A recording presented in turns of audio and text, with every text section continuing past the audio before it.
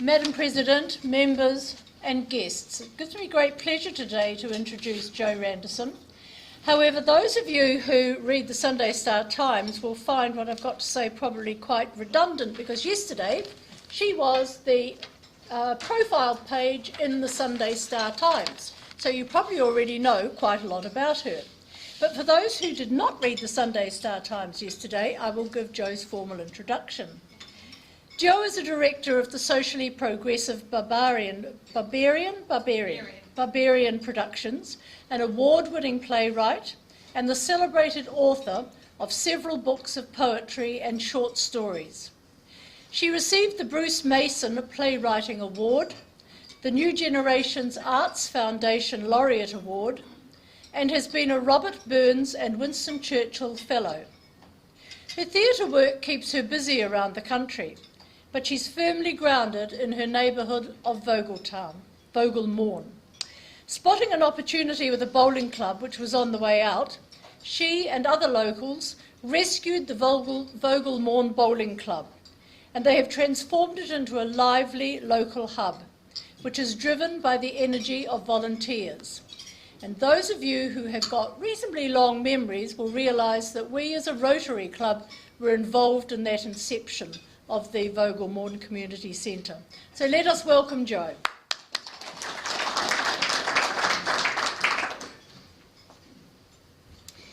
Thank you so much, Donna. Tēnā koutou katoa.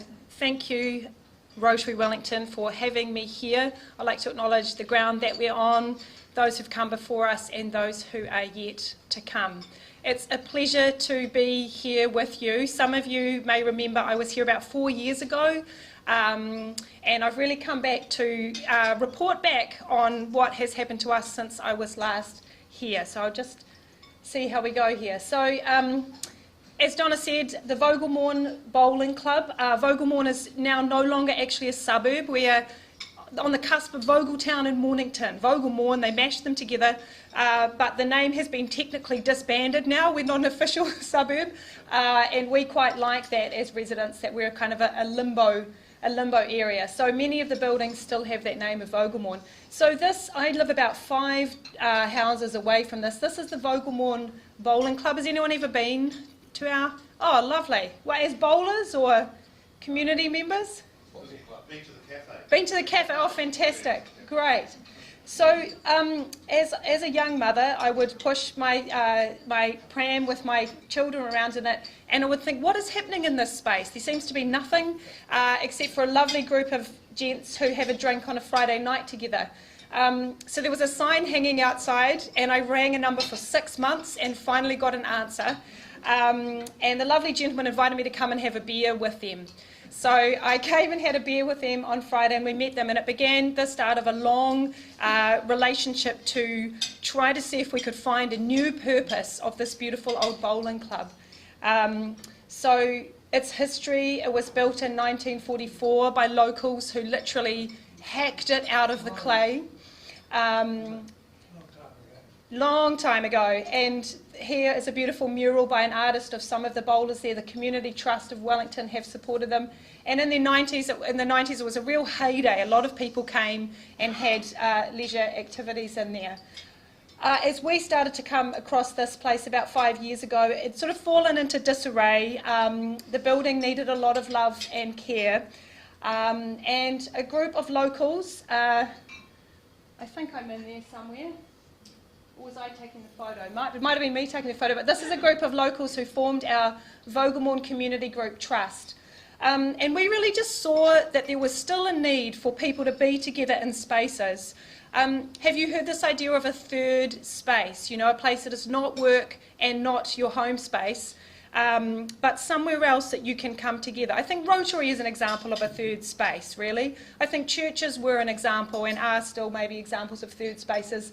Sports clubs can be, and we just felt that this bowling club deserved a new life.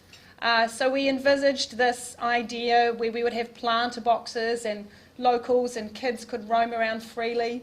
And a lot of people said we were wildly ambitious and too optimistic and it couldn't happen. And I don't know why. Maybe we drank something that made us believe that we could do it. But we started to do it. The lovely old bowlers gave us permission, and we started to have, this is a band called the Balkanistas on the green. And you can see around the edges lots of people sitting and watching. This is one of the things that people really loved about the space, is that people who are not so good at walking can sit around the edges, and all the children can play freely. And people would just sit down at these events and say, isn't this nice to be together? Especially this intergenerational coming together, which we don't always get to do so much. So we started to do this. We started to bring our neighbours, local residents in to talk about, what do you think could happen here? How would we like to use this space? And we had these consultations where people would come and tell us how they imagined the space could be.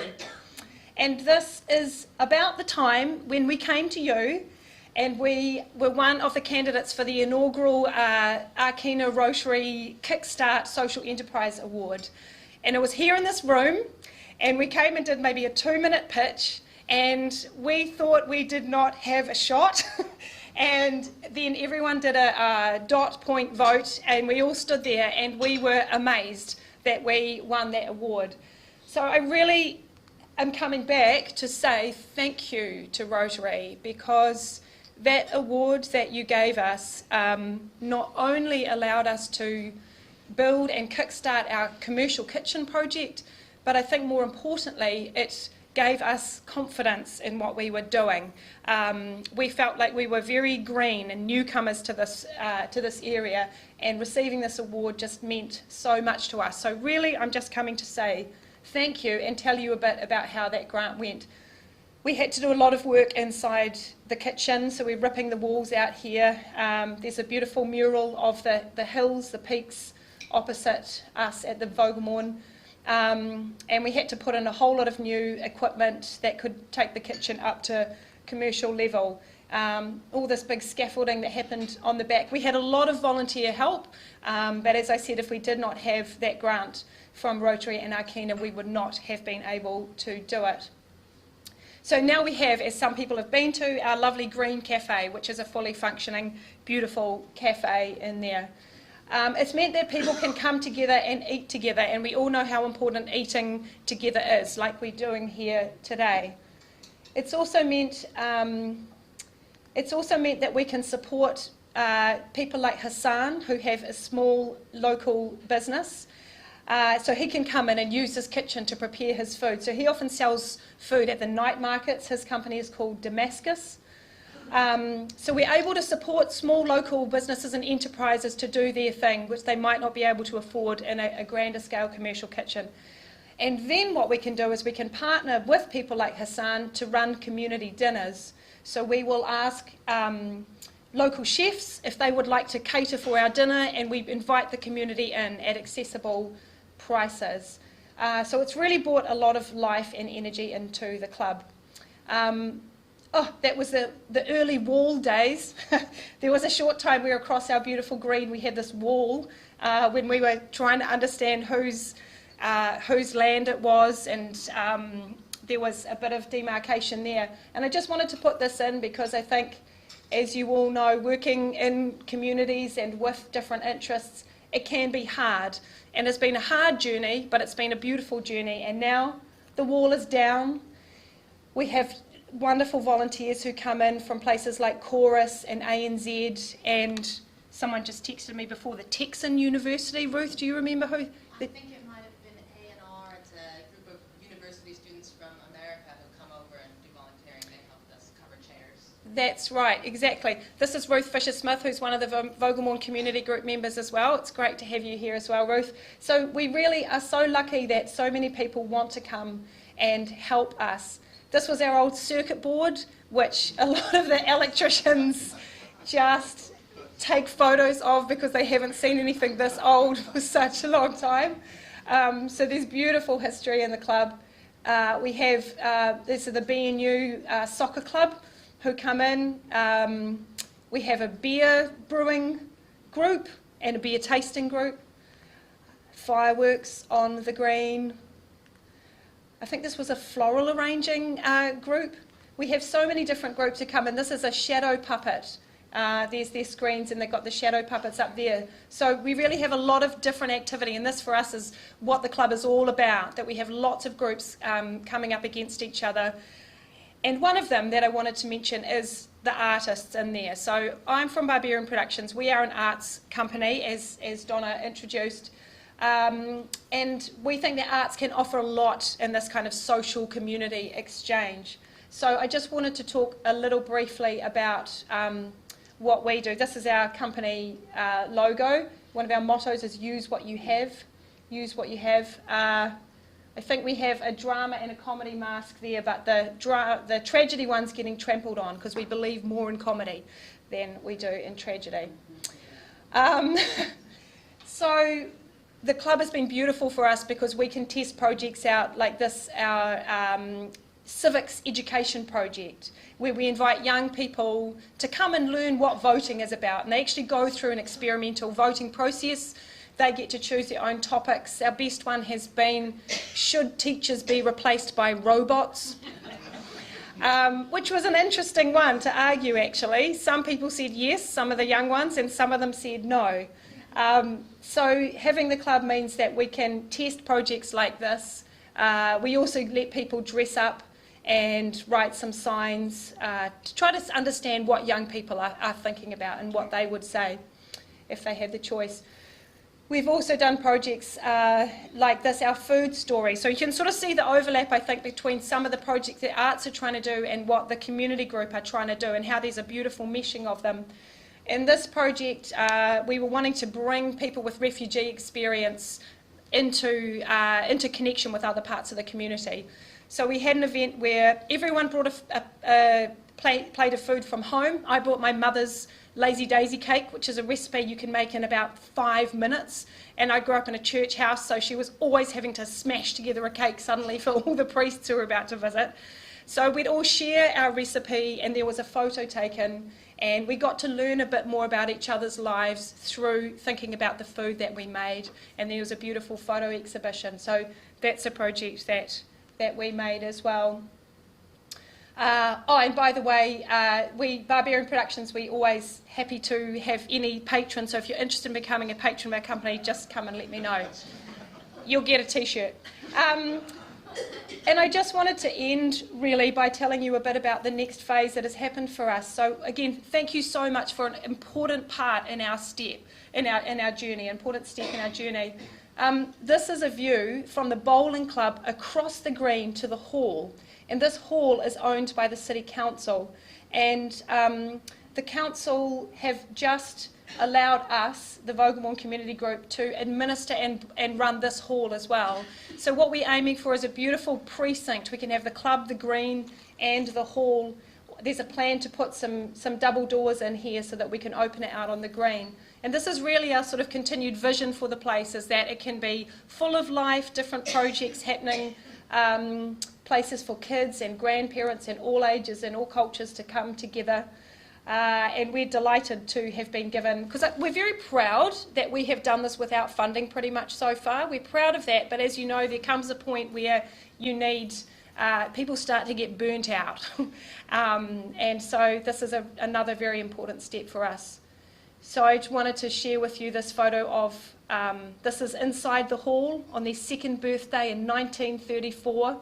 We love these ferns that they have up on the sides here. That was their community then in 34. And this was our community. We replicated with the ferns. And that's us now.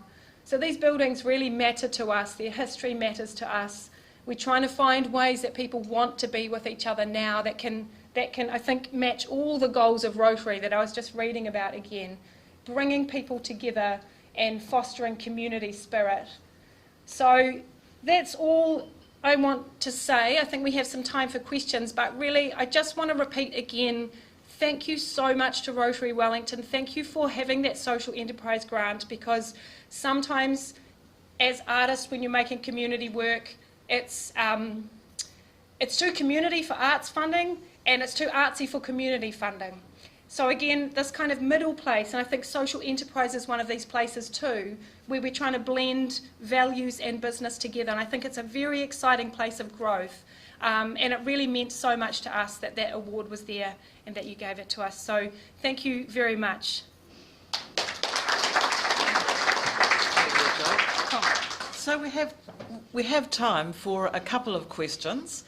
Such an exciting topic, so please, at the back. And Ruth, do you mind if I invite you up as well? So yeah, Ruth also on the Vogelmorn Community Group in the days before the wall. Yeah. Thank you. Where was it? Yeah.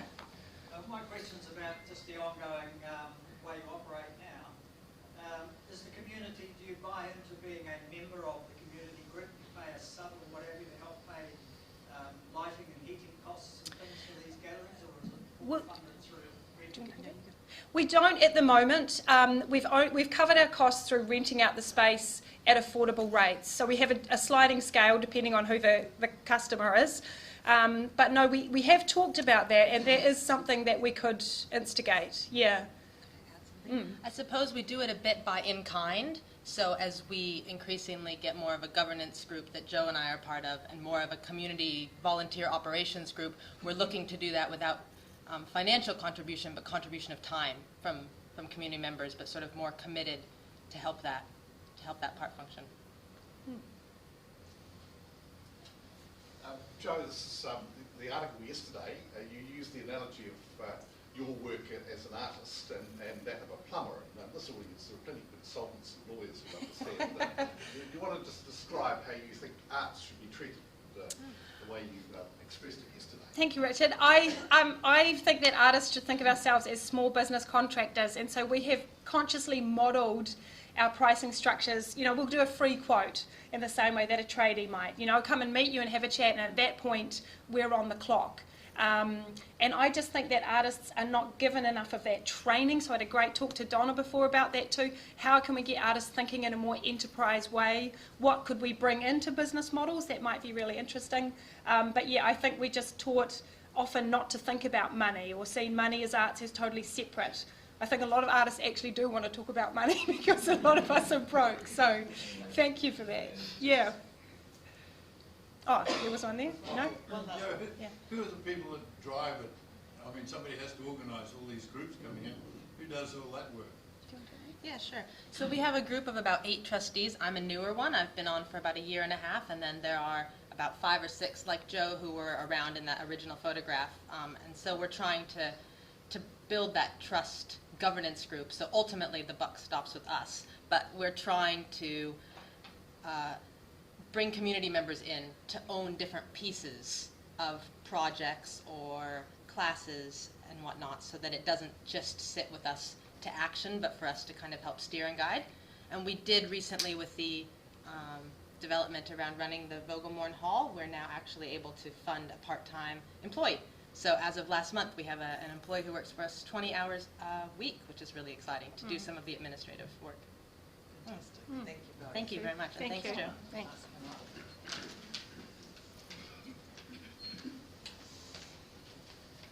Thank you very much, Joe. It's really very pleasing to hear the results of something that we were involved in 4 years ago.